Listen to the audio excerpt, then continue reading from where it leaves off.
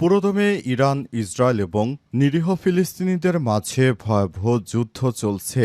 আর এই মুহূর্তে আমাদের হাতে এসেছে যুদ্ধের সর্বশেষ গুরুত্বপূর্ণ তাজা আপডেট সংবাদ। প্রথমেই জানাবো, ইসরায়েলের গোপন গোয়েন্দা তথ্য হাতে পেয়েছে ইরান। আছে পারমাণবিক স্থাপনার নথিও। ইসরায়েলের গোয়েন্দা তথ্য হাতে পেয়ে গেছে ইরান, আর আছে পারমাণবিক স্থাপনা প্রতিরক্ষা পরিকল্পনা সম্পর্কিত নথিপত্র। আজ সংবাদ মাধ্যম আল আরাবিয়ার এক প্রতিবেদনে এই তথ্য প্রকাশ করা হয়েছে। প্রতিবেদনে আরও বলা আছে, ইরানের রাষ্ট্রীয় টেলিভিশন জানিয়েছে কৌশলগত ও সংবেদনশীল ইসরায়েলি গোয়েন্দা তথ্যের একটি বিশাল ভাণ্ডার হাতে পেয়ে গেছে ইরান। এবার দখলদার ইসরায়েলকে জাহান্নামে পাঠাবে তারা।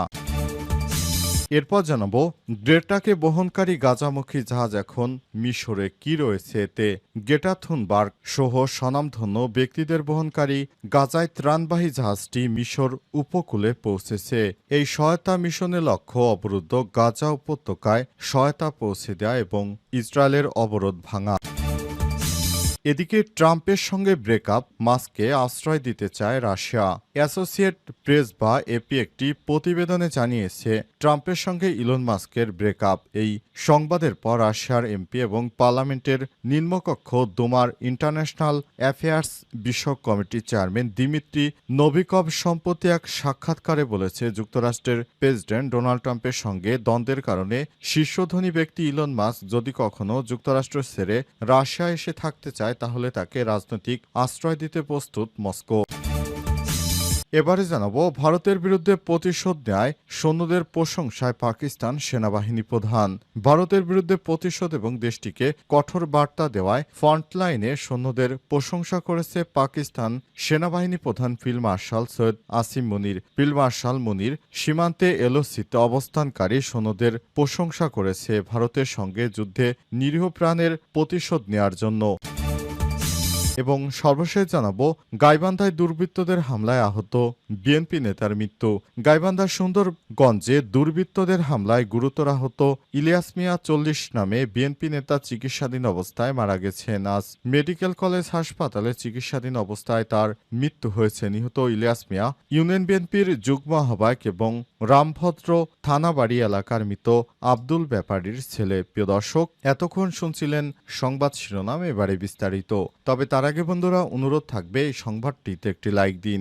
এই চ্যানেলে আপনি নতুন হয়ে থাকলে আমাদের সংবাদটি দেখতে দেখতে চ্যানেলটি সাবস্ক্রাইব করে রাখুন। কমেন্ট করে বন্ধুরা আপনার মূল্যবান মতামত জানিয়ে দিন আপনি বিশ্বের কোন দেশ থেকে বা বাংলাদেশের কোন স্থান থেকে আমাদের সংবাদটি দেখছেন এবং শুনছেন। এবারে বিস্তারিত।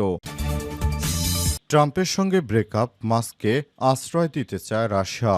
অ্যাসোসিয়েট প্রেস বা এপি একটি প্রতিবেদন শিরোনাম করেছে, ট্রাম্পের সঙ্গে ইলন মাস্কের ব্রেকআপ। এই সংবাদের পর রাশিয়ার এমপি এবং পার্লামেন্টের নিম্নকক্ষ দুমার ইন্টারন্যাশনাল অ্যাফেয়ার্স বিষয়ক কমিটির চেয়ারম্যান দিমিত্রি নোভিকভ সম্প্রতি এক সাক্ষাৎকারে বলেছে, যুক্তরাষ্ট্রের প্রেসিডেন্ট ডোনাল্ড ট্রাম্পের সঙ্গে দ্বন্দ্বের কারণে বিশ্বের দ্বিতীয় ধনী ব্যক্তি ইলন মাস্ক যদি কখনো যুক্তরাষ্ট্র ছেড়ে রাশিয়ায় এসে থাকতে চান, তাহলে তাকে রাজনৈতিক আশ্রয় দিতে প্রস্তুত আছে মস্কো। রুশ সংবাদ মাধ্যম তাসকে দেওয়া এক সাক্ষাৎকারে নোভিকভ বলেছেন, আমার মনে হয় মাস্ক সম্পূর্ণ ভিন্ন একটা খেলা খেলছে। সম্ভবত তার রাজনৈতিক আশ্রয়ের প্রয়োজন পড়বে না, তবে তারপরও যদি তিনি কখনো রাজনৈতিক আশ্রয়ের প্রয়োজন বোধ করেন, তাহলে রাশিয়া তা দিতে প্রস্তুত রয়েছে। প্রেসিডেন্ট ডোনাল্ড ট্রাম্পের সঙ্গে মাস্কের উত্তেজনার গত কয়েকদিন ধরে আন্তর্জাতিক গণমাধ্যমের মনোযোগের কেন্দ্রবিন্দুতে রয়েছে। সাম্প্রতিক ট্রাম্পের স্বাক্ষরিত একটি সরকারি বিল, তা নিয়ে মতানৈক্যের জেরে ট্রাম্পের উপদেষ্টার পদকে মাস্ক সরে যাওয়ার পরে উত্তেজনা সূত্রপাত হয়। প্রসঙ্গত, ট্রাম্পের সঙ্গে মাস্কের ঘনিষ্ঠতা শুরু 2024 সালের জুলাই থেকে। সে সময় প্রেসিডেন্ট নির্বাচনে প্রচারণা চলছিল ট্রাম্পের সেই বিভিন্ন প্রচারণা সভায়। তখন মাস্ককে নিয়মিত দেখা গেছে। এক প্রতিবেদনে মার্কিন সংবাদ মাধ্যম জানিয়েছে, ট্রাম্পের নির্বাচনী প্রচারণা তহবিলে কমপক্ষে $28.80 কোটি চাঁদা দিয়েছে মাস্ক, অর্থাৎ $0.28 বিলিয়ন। নির্বাচনী বিজয়ের পর শপথ নেওয়ার পর সরকারি কর্মীদের দক্ষতা বৃদ্ধি ও সরকারি ব্যয় সংকোচন করতে ডিপার্টমেন্ট অব গভর্নমেন্ট এফিসিয়েন্সি বা ডস নামের একটি দপ্তর খোলে ট্রাম্প প্রশাসন। এই দপ্তরে প্রদান করা হয় মাস্ককে। গেটাকে বহনকারী গাজামুখী জাহাজে এখন মিশরে কি রয়েছে এতে?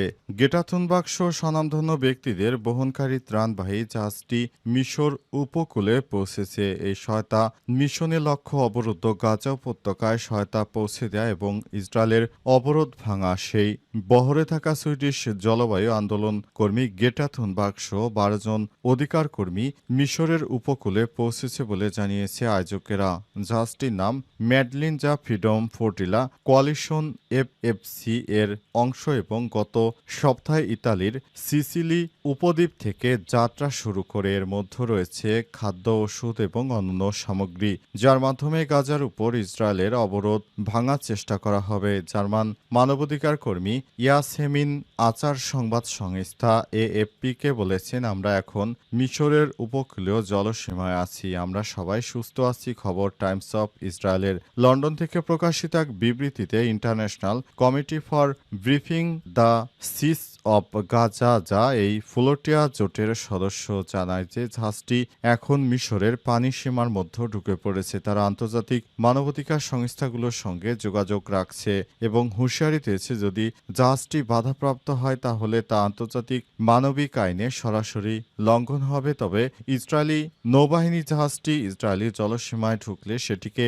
বাধা দেওয়ার পরিকল্পনা করছে। সম্ভাব্য মুখোমুখি পরিস্থিতি নিয়ে উদ্বেগ তৈরি হয়েছে, যা আন্তর্জাতিক স্তরে কূটনৈতিক ও জনসচেতন প্রতিক্রিয়া সৃষ্টি করতে পারে বলে জানা গেছে। দখলদার ইসরায়েলি বাহিনী এখনও নির্বিচারে বোমাবর্ষণ করে যাচ্ছে ফিলিস্তিনের গাজা উপত্যকায়। ইসরায়েলের গোয়েন্দা তথ্য হাতে পেয়েছে ইরান, আছে পারমাণবিক স্থাপনার নথিও।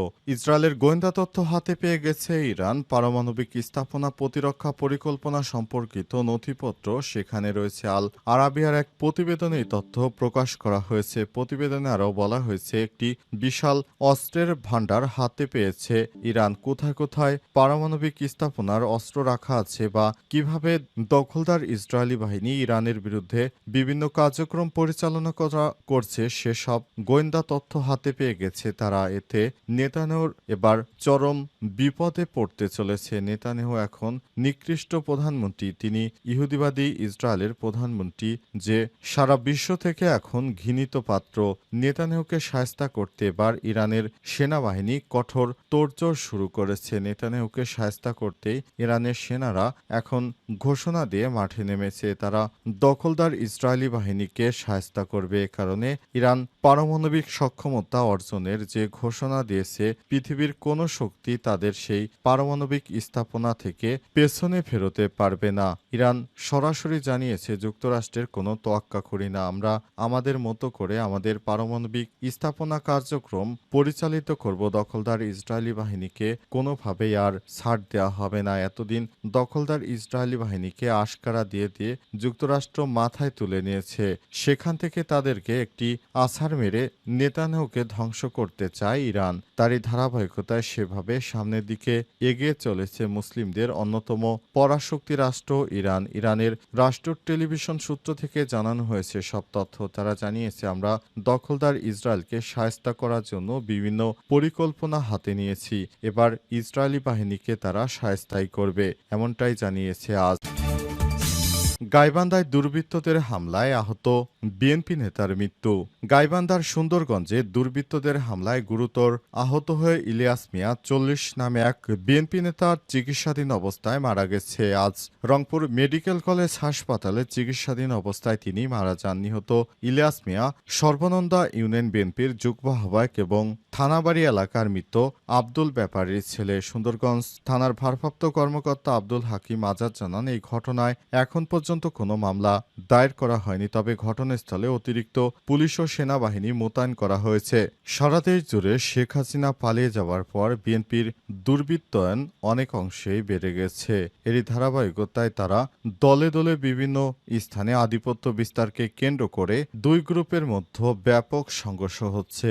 এরই ধারাবাহিকতায় বিএনপি নেতারা চাঁদাবাজিও করছে সারা দেশ জুড়ে। বিএনপির নেত্রী রুমিন ফারহানা জানিয়েছে, তাদের দলের নেতাকর্মীদের দলকে তারা নাকি থামাতে পারছে না। অনেকে আবার প্রশ্ন করেছেন, তাহলে এত বড় দলের নেতাকর্মীদেরকেই থামাতে পারছেন না, তাহলে আপনারা 18 কোটি মানুষকে ক্ষমতায় এসে কিভাবে কন্ট্রোল করবেন? সে বিষয়টি বলতে গিয়ে তিনি চুপ হয়ে যান।